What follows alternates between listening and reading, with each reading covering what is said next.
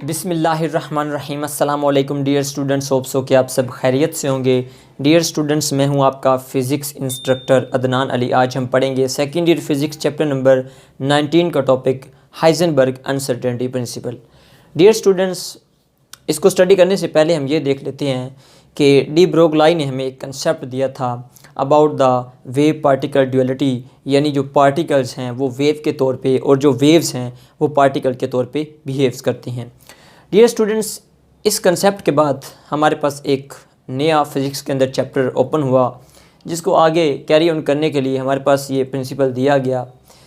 Dear students, Heisenberg ने ये principal दिया था अनसर्टेनिटी प्रिंसिपल, जो कि 1927 में, इसके पूरा नाम अगर हम देखें तो वर्नर कार्ल्स हाइजेनबर्ग था, जिसने हमें ये कंसेप्ट दिया था about the uncertainty principle. And उन्हें 1932 में नोबेल प्राइज़ भी इसका दिया गया। डियर स्टूडेंट्स, इसमें एक्सप्लेन किया गया, इसमें बताया क्या गया, अगर हम देखें इसकी डेफिनेशन क्या है तो डियर स्टूडेंट्स, इसने हमें ये कंसेप्ट दिया था कि हम किसी पार्टिकल की या किसी वेव की दो नेचर्स में से एक नेचर को एक ही टाइम में मेजर कर सकते हैं विद एक्यूरेसी। यानी कि अगर हम पार्टिकल की बात करें तो पार्टिकल की या तो पार्टिकल नेचर को हम एक टाइम में मेजर कर सकते हैं या फिर उसकी वेव नेचर को, यानी एक टाइम में दोनों नेचर्स को हम जो है वो डिस्कस नहीं कर सकते। इसी तरह इसमें उसने हमें ये बताया कि हमारे पास अगर डिफरेंट पैरामीटर्स हों या फिर डिफरेंट अगर हम फिज़िकल क्वांटिटीज़ को लें, ठीक है, जैसे पोजीशन एंड मोमेंटम है, इसी तरह हमारे पास एनर्जी और टाइम है, एंगुलर मोमेंटम और एंगल है, तो ये डिफरेंट जो हमारे पास फिज़िकल क्वांटिटीज़ के पेयर्स हैं, इनमें हम दोनों पेयर्स को, यानी एक पेयर जिसमें एनर्जी और फ़र्ज़ करें हमारे पास टाइम है या मोमेंटम और पोजीशन है, तो हम एक टाइम में या तो मोमेंटम मेजर कर पाएंगे या पोजीशन मेजर कर पाएंगे या मोमेंटम, यानी एक टाइम में हम दोनों चीज़ों को साइमल्टेनियसली मेजर नहीं कर सकते। यही हमारा कंसेप्ट है about the Heisenberg uncertainty principal. यानी अगर हम एक चीज़ को मेजर करते हैं तो दूसरी चीज़ में अनसर्टेनिटी पाई जाएगी, दूसरी चीज़ को मेजर करेंगे तो फिर पहले वाले में अनसर्टेनिटी पाई जाएगी। एक में अनसर्टेनिटी कम होगी तो दूसरे में बढ़ जाएगी, दूसरे में कम होगी तो पहले वाले में बढ़ जाएगी। तो इसको हम देखते हैं डियर स्टूडेंट्स, इसको अकॉर्डिंग टू आपकी जो बुक है, देखिए पहली चीज़ कि ये जो अनसर्टेनिटी प्रिंसिपल है ये क्वांटम मैकेनिक्स के ऊपर इम्प्लीमेंट होता है, यानी सब एटॉमिक पार्टिकल्स के ऊपर ये इम्प्लीमेंट होता है। इसका मतलब है जो हमारे क्लासिकल मैकेनिक्स है या जो अगर हम लार्ज ऑब्जेक्ट्स की बात करें, मैक्रोस्कोपिक लेवल की बात करें, लार्जर मैस के ऑब्जेक्ट्स की, तो उसमें हम पोजीशन मोमेंटम उनको एक ही टाइम में पेयर को मेजर कर सकते हैं। यानी जस्ट लाइक अगर हम बात करें कि ये फ़र्ज़ करें कोई एक पर्सन है तो इसका हम एक ही टाइम में इसकी पोजीशन भी मेजर कर सकते हैं, एक ही टाइम में इसकी मैस और वेलोसिटी की मदद से हम उसका मोमेंटम भी मेजर कर सकते हैं। ये है क्लासिकल फिज़िक्स में। लार्जर मैसेज में जब हम मैक्रोस्कोपिक लेवल की बात करते हैं, मैक्रोस्कोपिक।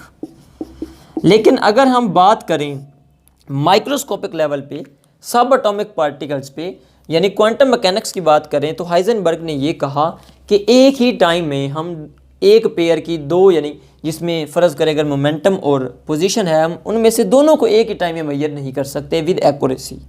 यही हमारा अनसर्टेनिटी प्रिंसिपल है। इसी को हम देख लेते हैं कि इसकी दो एग्जांपल्स दी हुई हैं आपकी बुक में, ठीक है, उसके मुताबिक हम देखते हैं। सबसे पहली एग्जांपल दी हुई है पोजीशन एंड मोमेंटम अनसर्टेनिटी, यानी पोजीशन में और मोमेंटम में जो अनसर्टेनिटी प्रिंसिपल है वो क्या है कि पोजीशन को हम डिनोट करते हैं डेल एक्स से। डेल का मतलब यहाँ पे है कि uncertainty in position dot uncertainty in momentum approximately equal to the h Planck's constant. अब ये कैसे रिलेशनशिप आया इसको देख लेते हैं, फिर इसकी एक्सप्लेनेशन में जाते हैं। तो हमारे पास लैम्डा इक्वल होता है H over P, P momentum है, पी इक्वल होता है एम वी। अगर हम एम वी यहाँ पर डिवाइड हो रहा है इधर ले जाएँ तो lambda into m v is equal to आ जाएगा h Planck's constant. Dear students, हमें पता है लैम्डा का मतलब है हमारे पास वेवलेंथ, और वेवलेंथ हमें पोजीशन बताती है। तो ये यहाँ पे हम लिख सकते हैं वेवलेंथ की जगह x, और इसके साथ डेल का मतलब क्या है हमारे पास, मैंने बताया अनसर्टेनिटी इन पोजीशन डॉट, ये एम वी पोजिशन मोमेंटम होता है, तो ये डेल इसके साथ आ गया uncertainty in momentum approximately equal to the h Planck's constant. और डियर स्टूडेंट्स, यहाँ से मैं आपको बताता चलूँ एच बेसिकली क्या है, ये प्लैंक्स कांस्टेंट है, इसको हम लिख सकते हैं एच कट ओवर 2। ये एच कट बेसिकली हमारे पास क्या है, रिड्यूस, हमारे पास प्लैंक्स कांस्टेंट है और इसकी वैल्यू हमारे पास होती है 1.05 मल्टीप्लाई 10⁻³ 34 जूल सेकंड। ठीक है डियर स्टूडेंट्स, अब हम देखते हैं आगे कि कैसे हम ये देखेंगे कि एक ही यानी वक़्त में हम या तो पोजीशन को जो मेजर करेंगे या फिर मोमेंटम को एक्यूरेटली। डियर स्टूडेंट्स, इसके लिए हम देखते हैं कि हम दो वेव्स यूज़ करते हैं। ये हमारे पास एक वेव है, ठीक है, और ये हमारे पास दूसरी वेव है। अब देखिए, ये हमारे पास क्या है, शॉर्टर वेवलेंथ है, और ये क्या है, लार्जर वेवलेंथ। अब इसमें अगर हम सिंपली अगर पहले पोजीशन की बात करें तो इसकी ये यहाँ से लेके यहाँ तक क्या है, वेवलेंथ है, और इसकी वेवलेंथ यहाँ से यहाँ तक है। अब देखने वाली चीज़ ये है कि डियर स्टूडेंट्स, वेवलेंथ अगर कम है तो इसका मतलब है इलेक्ट्रॉन हमारा इस वेवलेंथ के अंदर कहीं ना कहीं लाई करेगा, यानी हम इसमें इलेक्ट्रॉन की पोजीशन को मेजर कर सकते हैं अगर हम वेवलेंथ कम यूज़ करते हैं, लेकिन इसमें अनसर्टेनिटी कम होगी। जबकि अगर हम ज़्यादा वेवलेंथ यूज़ करें तो हमारे पास देखें वेवलेंथ ज़्यादा है, तो इसका मतलब है अनसर्टेनिटी इलेक्ट्रॉन की पोजीशन की ज़्यादा है। वेवलेंथ कम है तो पोजीशन में जो हमारे पास पोजीशन में अनसर्टेनिटी है वो कम है। वेवलेंथ ज़्यादा है तो पोजीशन ऑफ द इलेक्ट्रॉन क्या है, उसमें अनसर्टेनिटी ज़्यादा पाई जाती है, यानी यहाँ पे इलेक्ट्रॉन की पोजीशन बताना ज़्यादा मुश्किल है। अब देखें, wavelength directly related with x position. Wavelength कम हुई तो अनसर्टेनिटी इन पोजीशन भी क्या हुई, कम हुई। वेवलेंथ कम, अनसर्टेनिटी इन पोजीशन कम। जबकि वेवलेंथ कम और अनसर्टेनिटी इन मोमेंटम ज़्यादा होगी। जब हम कम वेवलेंथ यूज़ करेंगे ना तो हमारे पास जो मोमेंटम है उसको मेजर करना, उसमें हमारे पास अनसर्टेनिटी ज़्यादा हो जाती है जब पोजीशन में मेजरमेंट कम होती है। वो कैसे? क्योंकि हमारे पास जब वेवलेंथ कम होती है, वेवलेंथ कम होने का मतलब है एनर्जी ज़्यादा होती है। जब ज़्यादा एनर्जी वाला फोटोन जब टकराएगा किसी इलेक्ट्रॉन के साथ तो हमें पता है ज़्यादा एनर्जी इलेक्ट्रॉन को जाके ज़्यादा डिस्टर्ब करेगी, उसकी स्पीड को ज़्यादा डिस्टर्ब करेगी, उसके मोमेंटम को ज़्यादा डिस्टर्ब करेगी, उसका मोमेंटम ज़्यादा चेंज हो जाएगा। इसका मतलब है जब कम वेवलेंथ यूज़ करेंगे एनर्जी ज़्यादा होगी और ज़्यादा स्पीड के साथ इलेक्ट्रॉन के साथ ज़्यादा एनर्जी के साथ टकराएगा, उसकी स्पीड में ज़्यादा चेंज आएगा। तो हमें पता स्पीड में चेंज आएगा तो हमारे पास मोमेंटम mv होता है, स्पीड में ज़्यादा चेंज आएगा तो हमारे पास मोमेंटम में ज़्यादा अनसर्टेनिटी आ जाएगी। मतलब क्या हुआ, वेवलेंथ कम, अनसर्टेनिटी इन पोजीशन कम, लेकिन जब वेवलेंथ कम एनर्जी ज़्यादा और मोमेंटम में अनसर्टेनिटी ज़्यादा हो गई। इसका मतलब है जब हमारे पास अनसर्टेनिटी इन पोजीशन कम हुई तो अनसर्टेनिटी इन मोमेंटम बढ़ गई, जो कि हमारे पास अप्रोक्सीमेटली इक्वल है किसके, प्लांक्स कांस्टेंट के। इसका मतलब दोनों का प्रोडक्ट तो सेम रहा। अब दूसरी चीज़ में हम ये देखते हैं कि वेवलेंथ ज़्यादा है। वेवलेंथ ज़्यादा का मतलब है कि uncertainty in finding the electron position वो हमारे पास क्या है, यानी इलेक्ट्रॉन को फाइंड करने की, उसकी पोजीशन फाइंड करने की अनसर्टेनिटी बढ़ गई है, वेवलेंथ बढ़ गई है। ठीक है, अब इलेक्ट्रॉन यहाँ से यहाँ पे कहीं पे लाई कर रहा है, लेकिन वेवलेंथ बढ़ने से एनर्जी क्या है, यूनिवर्सली है, तो ये एनर्जी कम हो जाएगी। इसका मतलब कम एनर्जी वाला फोटोन जब इलेक्ट्रॉन से टकराएगा तो कम वेलोसिटी चेंज होगी। कम वेलोसिटी चेंज होगी तो मोमेंटम कम चेंज होगा। इसका मतलब है कि मोमेंटम में अनसर्टेनिटी कम होगी लेकिन पोजीशन में अनसर्टेनिटी बढ़ गई है। पोजीशन में देखें यहाँ पे अनसर्टेनिटी बढ़ रही है, लेकिन मोमेंटम में देखें अनसर्टेनिटी कम हो रही है एनर्जी के अकॉर्डिंग।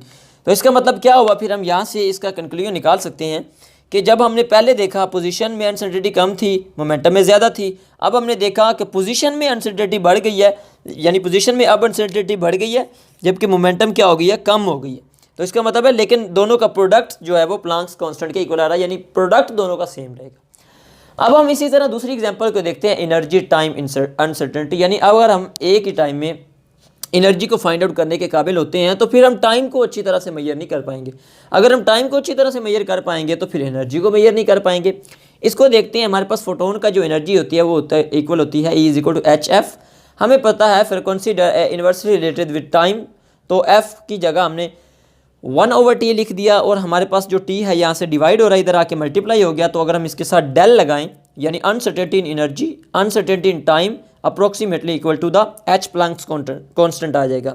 अब हमें ये इक्वेशन क्या बता रही है कि अगर हम एक टाइम में ये बताने के काबिल होते हैं कि इलेक्ट्रॉन्स के पास कितनी एनर्जी है, तो हम फिर ये नहीं बता सकेंगे कि वो कितने टाइम के लिए उसके पास एनर्जी है।